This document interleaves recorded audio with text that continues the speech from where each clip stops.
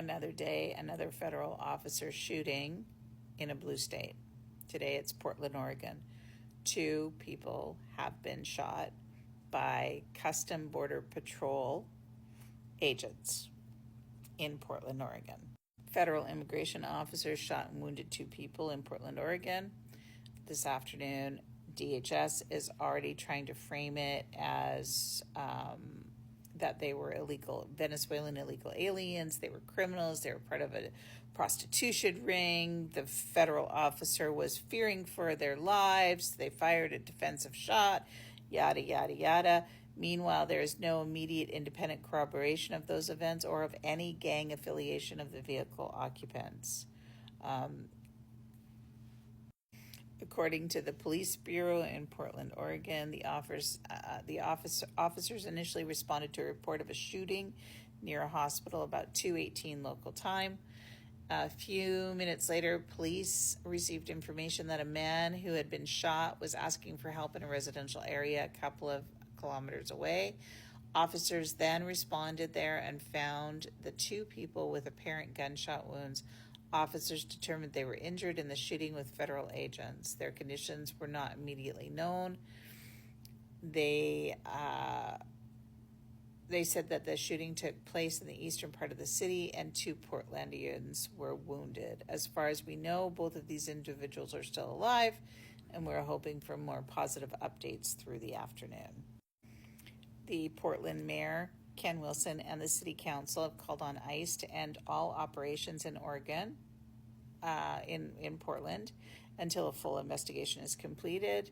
They say we stand united as elected officials in saying that we cannot sit by while constitutional protections erode and bloodshed mounts, a joint statement said. Portland is not a training ground for militarized agents, and the full force threatened by the administration has deadly consequences. They went on to say federal militarization undermines effective community-based public safety, and it runs counter to the values that define our region. We'll use every legal and legislative tool available to protect our residents' civil and human rights. They're urging residents to show up with calm and purpose during this difficult time. They want to respond with clarity, unity, and a commitment to justice. We must stand together to protect Portland. Stand together against the federal government to protect Portland. And here's where it gets really fishy. The FBI immediately swooped in and seized control of the investigation. Now, some could argue that's because federal agents were involved. However, generally, those investigations are run with local law enforcement. And it looks like here the FBI has just come in and decided they're going to be the ones that investigate this. And what we've seen of this administration and Kash Patel, you kind of know how this is going to go. More lies, more deflection, more half-truths,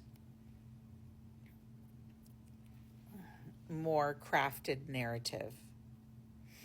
And now we have another state, and U.S. Senator Jeff Merkley, who's an Oregon Democrat, is urging protesters to remain peaceful, just like Tim Walz was urging Minnesotans to stay peaceful. And they said the same thing. Trump wants to generate riots. He said in a post on X, don't take the bait. And I think we're going to see more of this, not less.